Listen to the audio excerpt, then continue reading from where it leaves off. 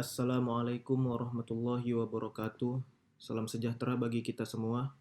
Perkenalkan, nama saya Imam Rifki Fauzan Ginting dari kelas AKP 6B.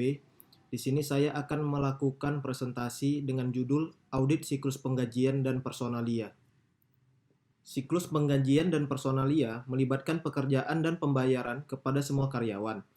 Tenaga kerja adalah pertimbangan yang penting dalam penilaian persediaan perusahaan manufaktur, perusahaan konstruksi, dan industri lainnya. Dalam audit yang umum, perbedaan utama antara siklus penggajian dan personalia serta siklus lainnya meliputi yang pertama yaitu hanya ada satu kelas transaksi untuk penggajian. Sebagian besar, siklus lainnya memasukkan setidaknya dua kelas transaksi. Sebagai contoh, siklus penjualan dan penagihan memasukkan baik transaksi penjualan maupun penerimaan kas dan seringkali melibatkan retur penjualan serta penghapusan piutang tak tertagih. Penggajian hanya memiliki satu kelas karena penerimaan jasa dari karyawan dan pembayaran jasa tersebut melalui penggajian biasanya terjadi dalam periode waktu yang singkat. Yang kedua yaitu transaksi pada umumnya jauh lebih signifikan ketimbang akun raca terkait.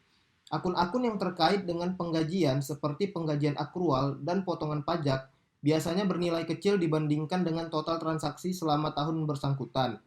Selanjutnya yaitu yang ketiga, pengendalian internal terhadap penggajian sudah efektif bagi hampir semua perusahaan, bahkan perusahaan yang kecil sekalipun.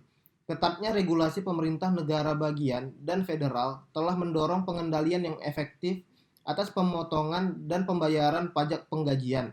Selain itu, masalah moral karyawan juga dapat mengemuka jika karyawan tidak diberi gaji atau diberi gaji yang lebih kecil.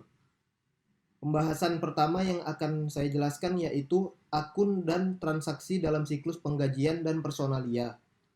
Akun yang umum dalam siklus penggajian dan personalia ditunjukkan pada gambar di bawah. Akun T akan digunakan untuk mengilustrasikan cara informasi akuntansi mengalir melalui berbagai akun dalam siklus penggajian dan personalia. Dalam sebagian besar sistem, akun gaji dan upah akrual hanya akan digunakan pada akhir periode akuntansi. Selama periode berjalan, beban baru akan dicatat apabila karyawan telah benar-benar dibayarkan dan bukan ketika biaya tenaga kerja terjadi.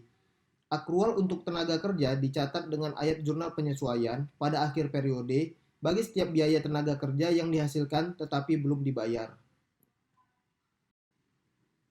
Pembahasan selanjutnya yang akan saya bahas yaitu fungsi bisnis dalam siklus penggajian dan personalia, serta dokumen dan catatan terkait.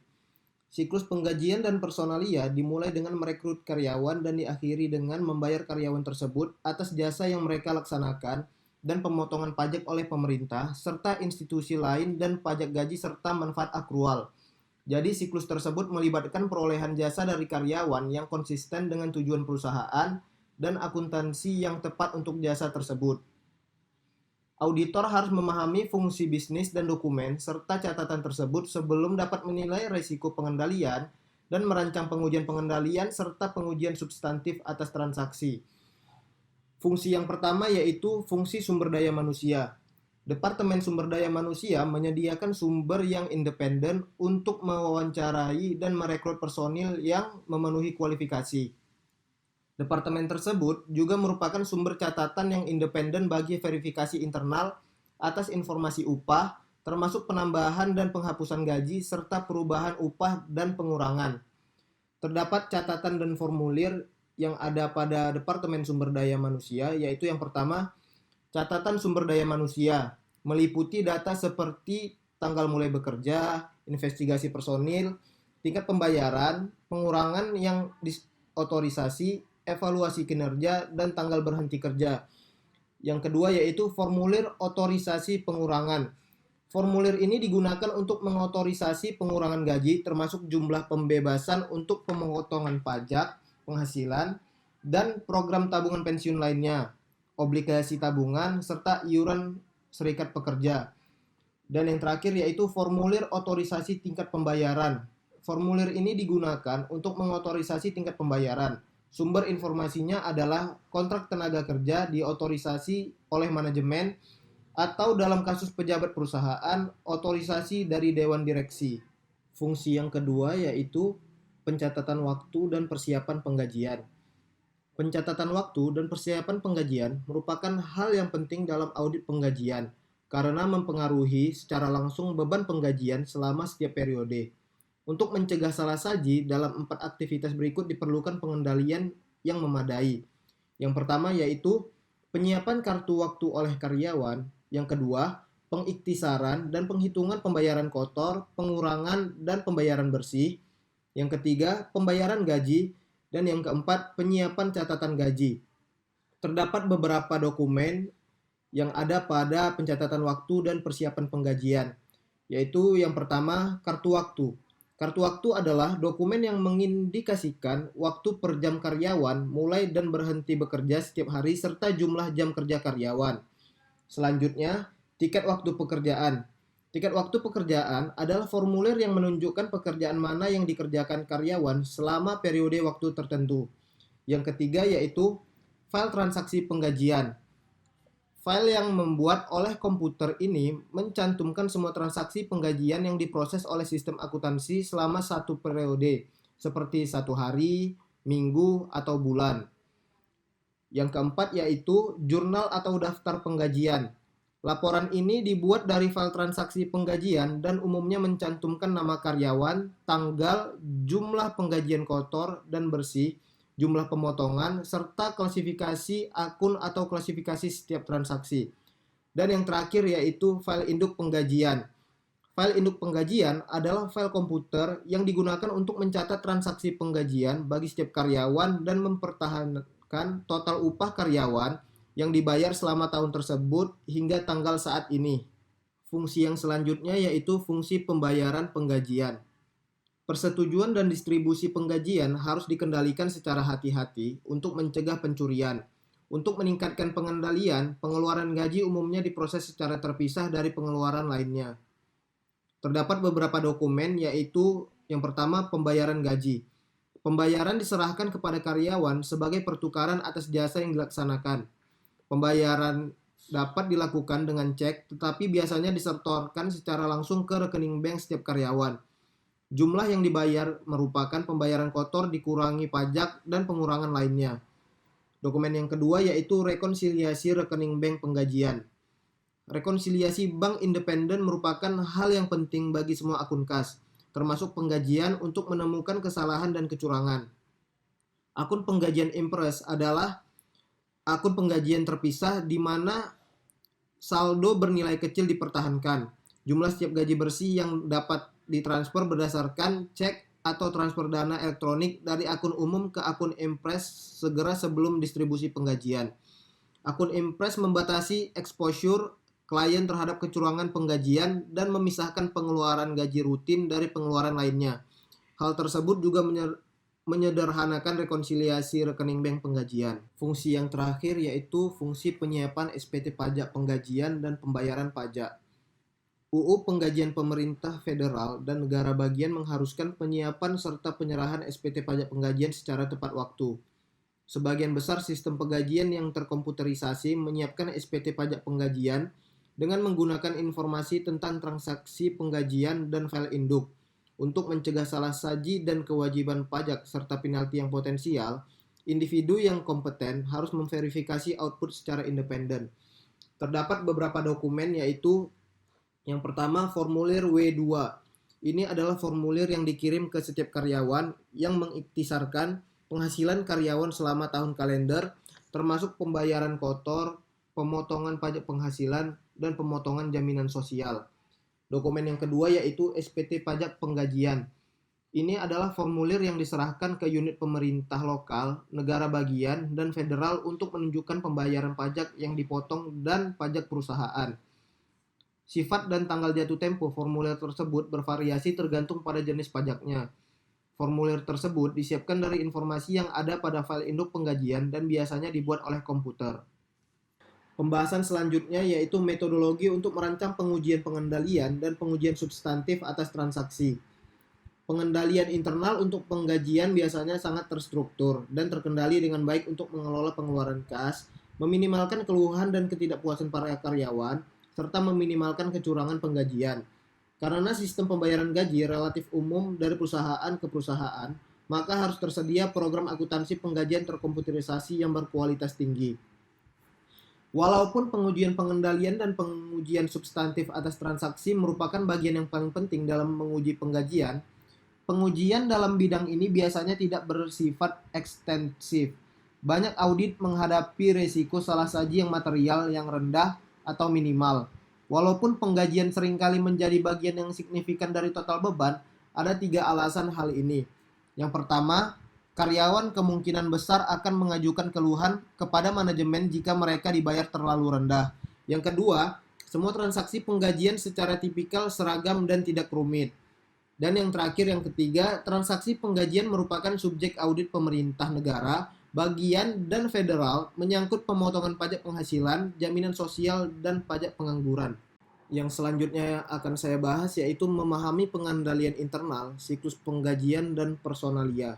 Dalam hal ini saya akan membahas pengendalian kunci bagi siklus penggajian dan personalia untuk menilai resiko pengendalian. Yang pertama yaitu pemisahan tugas yang memadai. Pemisahan tugas merupakan hal yang penting dalam siklus penggajian dan personalia, terutama untuk mencegah pembayaran berlebih dan pembayaran kepada karyawan yang tidak ada atau fiktif. Yang kedua yaitu otorisasi yang tepat. Seperti telah dijelaskan, hanya Departemen Sumber Daya Manusia yang boleh mengotorisasi untuk menambah dan menghapus karyawan dari daftar penggajian atau mengubah tingkat upah serta potongan. Yang ketiga yaitu dokumen dan catatan yang memadai. Dokumen dan catatan yang memadai tergantung pada sifat sistem penggajian. Kartu waktu atau catatan memang diperlukan untuk karyawan per jam atau paruh waktu, tetapi tidak untuk karyawan tetap. Yang selanjutnya yaitu pengendalian fisik terhadap aset dan catatan. Akses ke cek gaji yang belum ditandatangani harus dibatasi. Cek harus ditandatangani oleh karyawan yang bertanggung jawab, dan penggajian harus didistribusikan oleh seseorang yang independen dari fungsi penggajian dan pencatatan waktu. Yang selanjutnya yaitu pengecekan yang independen atas kinerja. Perhitungan penggajian harus diverifikasi secara independen, termasuk perbandingan total batch dengan laporan ikhtisar. Pembahasan yang selanjutnya yaitu formulir dan pembayaran pajak penggajian. Pajak penggajian dan pemotongan pajak lainnya merupakan hal yang penting dalam banyak perusahaan, baik karena jumlahnya sering kali material maupun karena kewajiban potensialnya akibat lalai menyerahkan formulir pajak secara tepat waktu dapat menjadi berat. Terdapat beberapa hal yang ada dalam formulir dan pembayaran pajak penggajian, yaitu yang pertama, penyiapan formulir pajak penggajian sebagai bagian dari pemahaman atas pengendalian internal. Auditor harus mereview pengisian atau penyiapan dari setidaknya salah satu jenis formulir pajak penggajian yang merupakan tanggung jawab klien. Rekonsiliasi yang terinci atas informasi yang ada pada formulir pajak dan catatan penggajian mungkin diperlukan apabila auditor yakin bahwa SPT pajak telah disiapkan secara tidak benar. Yang selanjutnya yaitu pembayaran potongan pajak penggajian dan pemotongan lainnya secara tepat waktu. Auditor harus menguji apakah klien telah memenuhi kewajiban hukumnya untuk menyerahkan pembayaran semua pemotongan pajak penggajian sebagai bagian dari pengujian penggajian walaupun pembayaran biasanya dilakukan dari pengeluaran kas umum. Pembahasan yang selanjutnya yaitu persediaan dan pertimbangan kecurangan penggajian. Auditor seringkali memperluas prosedur audit penggajiannya jika penggajian mempengaruhi secara signifikan penilaian persediaan atau jika auditor menduga kemungkinan adanya transaksi penggajian yang curang secara material, seperti karyawan fiktif atau penipuan jam kerja. Yang akan dibahas di sini yaitu hubungan antara penggajian dan penilaian persediaan. Jika penggajian merupakan bagian yang signifikan dari persediaan, yang merupakan hal yang umum bagi perusahaan manufaktur dan konstruksi, klasifikasi akun penggajian yang tidak tepat dapat mempengaruhi penilaian aset secara material untuk akun-akun seperti barang dalam proses, barang jadi, atau konstruksi dalam proses. Sebagai contoh, overhead yang dibebankan ke persediaan pada tanggal neraca dapat dilebih sajikan jika gaji personil administratif dibebankan secara tidak sengaja atau secara sengaja ke overhead manufaktur tidak langsung. Demikian juga penilaian persediaan akan terpengaruh jika biaya tenaga kerja langsung setiap karyawan dibebankan secara tidak benar ke pekerjaan atau proses yang salah. Jika pekerjaan ditagih atas dasar biaya plus, pendapatan dan penilaian persediaan akan dipengaruhi oleh pembebanan tenaga kerja ke pekerjaan yang tidak benar. Yang kedua yaitu pengujian atas karyawan yang tidak ada. Mengeluarkan cek gaji kepada individu yang tidak bekerja lagi untuk perusahaan seringkali diakibatkan oleh masih dibayarnya cek karyawan padahal dia sudah berhenti bekerja. Biasanya orang yang melakukan jenis penggelapan ini adalah clerk penggajian, mandor, rekan karyawan, atau mungkin mantan karyawan itu sendiri. Menurut beberapa sistem, mandor dapat mencatat absen masuk seorang karyawan dan menyetujui kartu waktu pada akhir periode waktu. Jika mandor tersebut juga mendistribusikan cek pembayaran atau jika penggajian disetorkan langsung ke rekening karyawan, maka terbuka lebarlah peluang untuk melakukan penggelapan. Untuk mendeteksi penggelapan, auditor dapat membandingkan nama pada cek yang dibatalkan dengan kartu waktu dan catatan lainnya untuk mengetahui tanda tangan yang diotorisasi dan kelayakan endorsement. Yang ketiga adalah pengujian atas kecurangan waktu. Kecurangan waktu terjadi apabila seorang karyawan melaporkan waktu yang lebih banyak dari yang sebenarnya dikerjakan. Karena kurangnya bukti yang tersedia, biasanya sulit bagi auditor untuk mengungkapkan kecurangan waktu. Salah satu prosedurnya adalah merekonsiliasi total jam yang dibayar menurut catatan penggajian dengan catatan jam kerja yang independen, seperti yang seringkali diselenggarakan oleh pengendalian produksi. Dan yang keempat adalah laporan beban yang curang. Penggantian atas beban perjalanan dan hiburan adalah bagian dari siklus akuisisi dan pembayaran. Namun auditor seringkali melakukan prosedur tambahan sebagai bagian dari pengujian penggajian dan personalia.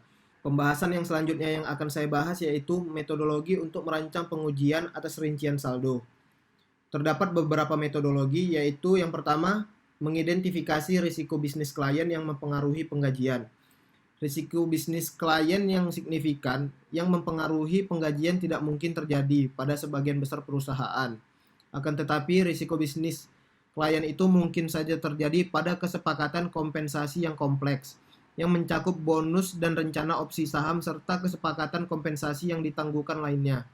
Sebagai contoh, banyak perusahaan teknologi dan lainnya menyediakan opsi saham yang ekstensif sebagai bagian dari paket kompensasinya untuk karyawan kunci yang secara signifikan mempengaruhi beban kompensasi dan ekuitas pemegang saham.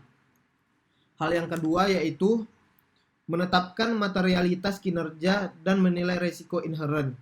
Kebanyakan perusahaan memiliki sejumlah besar transaksi yang melibatkan penggajian, seringkali dengan total nilai yang besar, akan tetapi akun-akun neraca biasanya tidak berjumlah signifikan, kecuali tenaga kerja yang dibebankan ke persediaan. Selain potensi kecurangan, risiko inheren umumnya juga rendah bagi semua tujuan audit yang berkaitan dengan saldo. Jika sebagian besar transaksi melibatkan kas, ada risiko inheren berupa kecurangan penggajian. Karena itu, auditor seringkali mempertimbangkan pentingnya tujuan audit yang berkaitan dengan transaksi keterjadian. Yang selanjutnya yaitu menilai risiko pengendalian dan melakukan pengujian terkait. Hal yang dilakukan di sini yaitu penilaian risiko pengendalian dan pengujian serta pengujian substantif atas transaksi yang berhubungan. Yang selanjutnya yaitu melaksanakan prosedur analitis. Penggunaan prosedur analitis merupakan hal penting dalam siklus penggajian dan personalia seperti pada setiap siklus lainnya. Di sini saya akan menjelaskan prosedur analitis dan salah saji yang mungkin akan terjadi pada tabel di bawah ini. Yang pertama yaitu membandingkan saldo akun beban penggajian dengan tahun-tahun sebelumnya, sesuai dengan kenaikan tingkat upah dan kenaikan volume. Salah saji yang mungkin terjadi yaitu salah saji akun beban penggajian. Yang kedua yaitu prosedur analitisnya membandingkan tenaga kerja langsung sebagai persentase dari penjualan dengan tahun-tahun sebelumnya. Salah saji yang mungkin terjadi yaitu salah saji tenaga kerja langsung dan persediaan. Yang ketiga yaitu membandingkan beban komisi sebagai persentase dari penjualan dengan tahun-tahun sebelumnya. Salah saji yang mungkin terjadi yaitu salah saji beban komisi dan kewajiban komisi. Yang keempat, membandingkan beban pajak penggajian sebagai persentase dari gaji dan upah dengan tahun-tahun sebelumnya.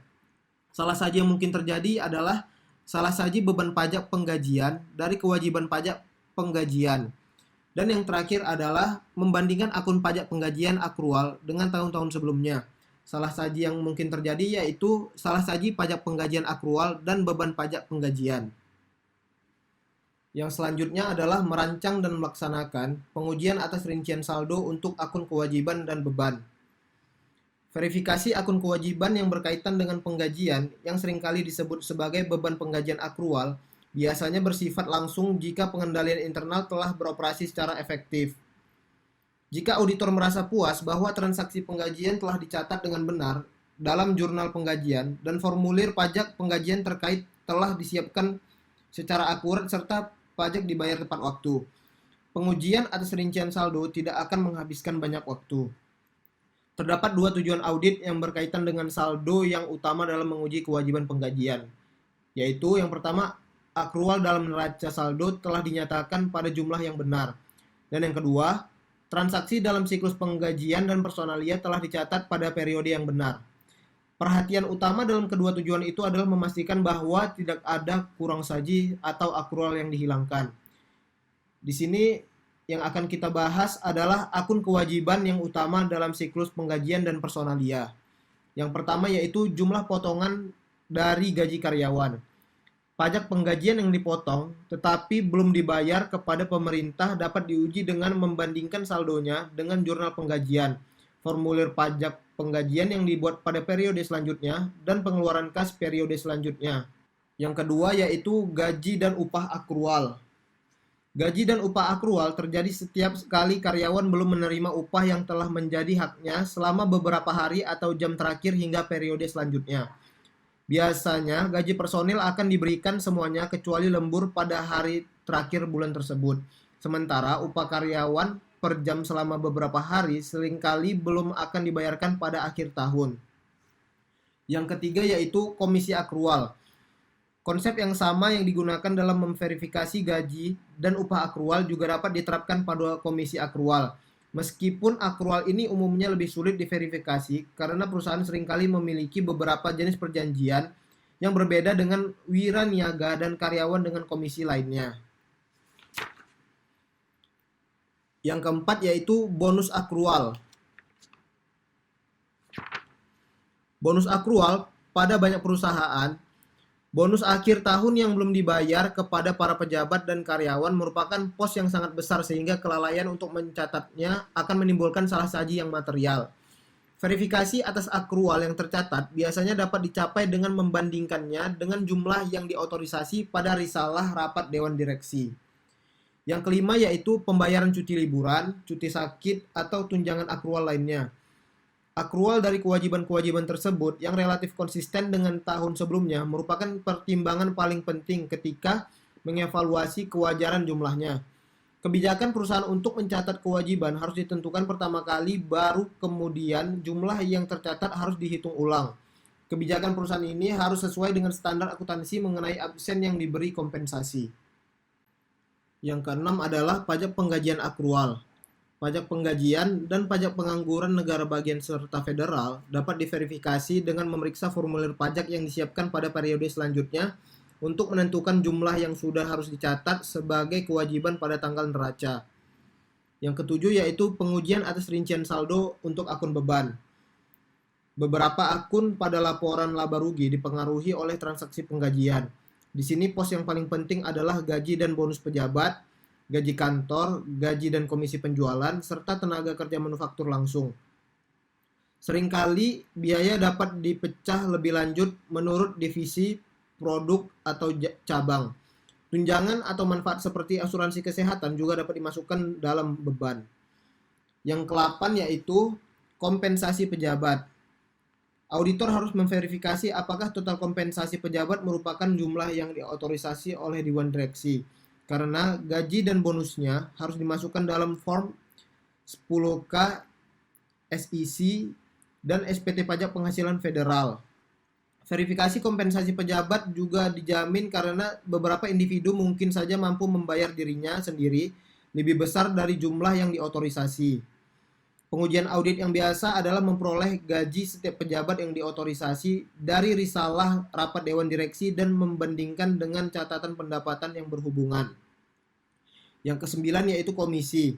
Auditor dapat memverifikasi beban komisi dengan relatif mudah jika tingkat komisi sama untuk setiap jenis penjualan dan informasi penjualan yang diperlukan tersedia dalam catatan akuntansi. Beban komisi total dapat diverifikasi dengan mengalihkan tingkat komisi untuk setiap jenis penjualan dengan jumlah penjualan dalam kategori tersebut. Yang ke-10 yaitu beban pajak penggajian. Beban pajak penggajian untuk tahun berjalan dapat diuji dengan pertama, merekonsiliasi total penggajian di setiap formulir pajak penggajian dengan total penggajian untuk seluruh tahun. Total pajak penggajian kemudian dapat dihitung ulang dengan mengalihkan tingkat yang sesuai dengan penggajian kena pajak. Perhitungan tersebut seringkali menghabiskan waktu karena pajak biasanya hanya dapat diterapkan pada suatu bagian dari penggajian dan tingkat tersebut mungkin berubah di tengah-tengah tahun jika laporan keuangan wajib pajak tidak mengikuti dasar tahun kalender. Yang ke-11 yaitu total penggajian. Pengujian yang berhubungan erat dengan pengujian pajak penggajian adalah rekonsiliasi total beban penggajian dalam buku besar umum dengan SPT pajak penggajian. Tujuan dari pengujian tersebut adalah untuk menentukan apakah transaksi pengujian dibebankan ke akun non-penggajian atau sama sekali tidak dicatat di jurnal penggajian. Karena catatan pajak penggajian dan penggajian biasanya disiapkan secara langsung dari file induk penggajian, salah saji jika ada mungkin terdapat di kedua catatan. Pengujian pengendalian dan pengujian substantif atas transaksi merupakan cara yang lebih baik dalam mengungkapkan kedua jenis salah saji tersebut dalam sebagian besar audit. Yang ke-12 yaitu tenaga kerja kontrak. Untuk mengurangi biaya penggajian, biasanya organisasi melakukan kontrak dengan organisasi luar untuk menyediakan staf. Individu yang menyediakan jasa dipekerjakan oleh organisasi luar. Sebagai contoh, perusahaan seringkali melakukan kontrak dengan perusahaan jasa teknologi informasi untuk menangani manajemen teknologi informasi perusahaan dan fungsi staf. Yang terakhir, yang 13, yaitu tujuan penyajian dan pengungkapan.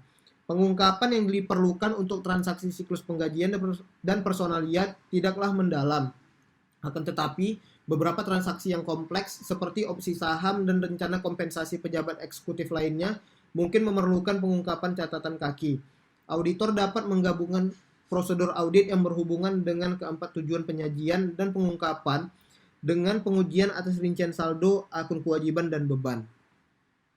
Demikian persentase yang dapat saya sampaikan. Apabila ada kekurangan mohon dimaafkan. Wassalamualaikum warahmatullahi wabarakatuh.